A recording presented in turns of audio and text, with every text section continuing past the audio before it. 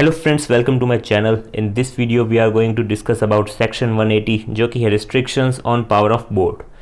तो जो भी पावर्स होती है बोर्ड ऑफ डायरेक्टर्स की वो अनरिस्ट्रिक्टेड या फिर अनकंट्रोलेबल नहीं होती। ओके, उसमें कुछ ना कुछ रिस्ट्रिक्शंस या फिर कंट्रोल हम लगा सकते हैं in specific matters. Okay, and ये सेक्शन प्राइवेट कंपनीज पे अप्लाई नहीं होगा अगर प्राइवेट कंपनी ने सेक्शन 92 जो कि है एनुअल रिटर्न या फिर सेक्शन 137 जो कि है फाइलिंग ऑफ फाइनेंशियल स्टेटमेंट्स, उसमें अगर डिफ़ॉल्ट नहीं किया है देन प्राइवेट कंपनी पे सेक्शन अप्लाई नहीं होगा। ओके, अगर डिफ़ॉल्ट किया है उसने देन ये सेक्शन अप्लाई हो जाएगा। अब कुछ स्पेसिफाइड मैटर्स हम इस सेक्शन में सीखेंगे जिसमें shall be exercise by the board subject to certain restrictions, यानी वो एक्सरसाइज तो करेगा बोर्ड ये powers but subject to some restrictions होंगे या फिर कुछ कंट्रोल होगा उसमें। ओके, बट वो कौन से मैटर्स होंगे? स्पेसिफाइड मैटर्स जो कि हम सीखेंगे इस पूरे सेक्शन में। So now let's start from sub section 1 जो कि है matters in respect of which powers जो एक्सरसाइज की जाएगी after obtaining consent by special resolution, यानी कुछ ऐसे मैटर्स होंगे जिनमें बोर्ड एक्सरसाइज तो करेगा वो powers but after obtaining special resolution. Okay, तो कुछ स्पेसिफाइड मैटर्स सीखेंगे हम और बोर्ड को पास करना होगा special resolution before exercise those powers not on its own simply by passing board resolution at a board meeting. यानी जो लास्ट सेक्शन हमने पढ़ा था ओके, उसमें क्या था, बोर्ड को पावर्स दी गई थी कि वो बोर्ड रेजोल्यूशन से इजीली वो पावर्स को एक्सरसाइज कर सकते हैं। ओके, बहुत सारे हमने पॉइंट्स पढ़े थे राइट, तो वो सब क्या थे, बोर्ड रेजोल्यूशन के पॉइंट्स, यानी बोर्ड उन पावर्स को यूज़ कर सकता है simply by passing a board resolution. But इसमें जो स्पेसिफाइड मैटर्स दे रखे हैं उसमें क्या होगा, हमें पावर्स एक्सरसाइज करने को मिलेगी but after passing special resolution. Okay, तो ये इतना क्लियर होना चाहिए आपको। So now we will discuss one by one those specified matters. Okay, तो सबसे पहला मैटर है हम सेल कर रहे हैं या फिर लीज पे दे रहे हैं या फिर डिस्पोज कर रहे हैं पूरी की पूरी अंडरटेकिंग या फिर substantially the whole of the undertaking. अब ये सब्सटेंशियली वर्ड का मतलब क्या होता है मैं आगे बताऊंगा आपको, एंड अंडरटेकिंग का भी मतलब मैं बताऊंगा। या फिर कंपनी के पास मोर देन वन अंडरटेकिंग है तो फिर उनमें से किसी भी एक अंडरटेकिंग का अगर हम पूरा का पूरा सेल आउट कर रहे हैं या फिर लीज पे दे रहे हैं या डिस्पोज कर रहे हैं या फिर उसका किसी भी एक अंडरटेकिंग का हम substantially the whole of the undertaking sale कर रहे हैं, लीज पे दे रहे हैं या फिर डिस्पोज कर रहे हैं। ओके, तो ये बात आपको क्लियर होनी चाहिए। अब ये जो सब्सटेंशियल वर्ड है ऑफ द होल, ओके, तो इसका क्या मतलब होता है वो हम सीखेंगे अभी। तो अगर ये केस आता है कहीं पे भी तो हमें स्पेशल रेजोल्यूशन पास करना पड़ेगा। ओके, बोर्ड वो पावर्स एक्सरसाइज तो करेगा but after obtaining special resolution approval from shareholders by passing special resolution. Okay, so now substantially का मतलब होता है 20% और more of the value of the undertaking as per the audited balance sheet of the preceding financial year, यानी preceding financial year की जो भी balance sheet है उसमें अगर किसी भी अंडरटेकिंग का हम 20% या फिर उससे ज़्यादा सेल आउट कर रहे हैं या फिर लीज पे दे रहे हैं या फिर डिस्पोज कर रहे हैं तो फिर उस केस में हमें उस पावर को एक्सरसाइज करने के लिए हमें अप्रूवल लेना पड़ेगा शेयर होल्डर्स का bye passing special resolution. Okay, without special resolution हम वो पावर्स एक्सरसाइज नहीं कर सकते, तो ये एक तरह का रेस्ट्रिक्शन है राइट। एंड अंडरटेकिंग का मतलब क्या होता है, an undertaking in which the investment of the company exceeds 20% of its net worth as per the audited balance sheet of the preceding financial year, यानी 20% से ज़्यादा का अगर हम इन्वेस्टमेंट कर रहे हैं किसी भी चीज़ में ओके, तो उसको हम कह देंगे अंडरटेकिंग। ओके, या फिर undertaking which generates 20% of the total income of the company during the previous financial year, यानी प्रीवियस फाइनेंशियल ईयर में कोई हमारी कोई भी एसेट है या फिर कुछ भी है जो जनरेट करके दे रहा है हमें 20% of the total income okay, या फिर उससे ज़्यादा, तो वो भी हम कह सकते हैं कि वो हमारी अंडरटेकिंग है। ओके, तो सिंपल अंडरटेकिंग का मतलब होगा अगर हमारी इन्वेस्टमेंट उस पर्टिकुलर में 20% से ज़्यादा है okay of its net worth, तो फिर उसको हम कहेंगे अंडरटेकिंग। या फिर वो जनरेट करेगी 20% of the total income of the company तो भी हम उसको कह सकते हैं अंडरटेकिंग है वो हमारी। ओके, तो ये बात आपको क्लियर रखनी पड़ेगी। बाकी मेन चीज़ तो ये आपको रखना है जिसमें हमें स्पेशल रेजोल्यूशन पास करना पड़ेगा। Okay, next. So next is to invest otherwise in trust securities the amount of compensation received by it as a result of any merger or amalgamation। यानी हम क्या कर रहे हैं, हमने कोई मर्जर किया या फिर अमालगमेशन किया, तो जैसे ही मर्जर या फिर अमालगमेशन होता है हमें कंपेंसेशन मिलता है, राइट। तो वो जो अमाउंट ऑफ कंपेंसेशन है हम क्या कर रहे हैं, इन्वेस्ट कर रहे हैं अदर देन ट्रस्ट सिक्योरिटीज़ में, यानी ट्रस्ट सिक्योरिटीज़ के अलावा हम वो अमाउंट को इन्वेस्ट कर रहे हैं किसी जगह। ओके, तो क्या होगा, तो हमें पास कराना पड़ेगा special resolution for that particular investment. Okay, तो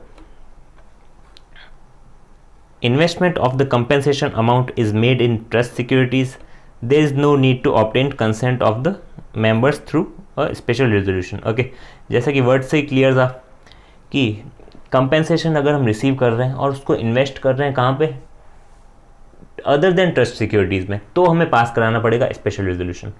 बट अगर हमें जो कंपेंसेशन मिला और उसको हम इन्वेस्ट कर रहे हैं कहाँ पे, ट्रस्ट सिक्योरिटीज़ में, तो उस केस में हमें स्पेशल रेजोल्यूशन पास कराने की कोई ज़रूरत नहीं है। ओके, अब ट्रस्ट सिक्योरिटीज़ की डेफिनेशन क्या है, trust securities are mentioned in section 20 of the Indian Trust Act 1882। Okay, तो डेफिनेशन जानने की हमें इतनी ज़रूरत नहीं है, बिकॉज इंडियन ट्रस्ट एक्ट में डेफिनेशन लिखी हुई है सेक्शन 20 में, बट इतना डीप में जाने की कोई ज़रूरत नहीं है। आपको सिर्फ ये ध्यान रखना है कि हम अगर इन्वेस्ट कर रहे हैं otherwise than in trust securities, then जो, और वो भी कौन सा अमाउंट, जो कि कंपेंसेशन रिसीव हुआ है हमें as a result of merger या फिर अमालगमेशन, तो उस केस में हमें पास कराना है स्पेशल रेजोल्यूशन। ओके, इतना आपको क्लियर होना चाहिए बस। Next is to borrow money where the money to be borrowed together with the money already borrowed by the company, यानी जो मनी हम बोरो कर रहे हैं और साथ ही साथ जो हमने ऑलरेडी बोरो किया हुआ है एक्सीड हो रहा है वो किससे, aggregate of its paid up share capital, free reserve and security premium apart from temporary loans जो भी ऑब्टेन किए जाते हैं by the from the company bankers से। अगर हमने कोई भी टेम्प्रेरी लोन्स लिए हैं वो उसको एक्सक्लूड करेंगे। Okay, in ordinary course of business जो भी कंपनी के बैंकर्स होते हैं हम उनसे टेम्प्रेरी लोन्स देते रहते हैं, तो उसको एक्सक्लूड किया जाएगा। बट जो पेड अप शेयर कैपिटल है plus free reserve plus security premium से ज़्यादा का अगर हम लोन ले रहे हैं, प्लस हमने जो लोन ले लिया है ऑलरेडी, ओके, वो अगर एक्सीड हो रहा है, देन हमें क्या करना पड़ेगा, स्पेशल रेजोल्यूशन पास करना पड़ेगा। ओके, तो आपको ये लिमिट याद रखनी है, exceed the aggregate of its paid up share capital, free reserves and security premium apart from temporary loans. Okay, next is section 180 subsection 2 में लिखा गया है, requires that every special resolution passed by the company in general meeting in relation to the borrowings shall specify the total amount up to which monies may be borrowed by the board of directors।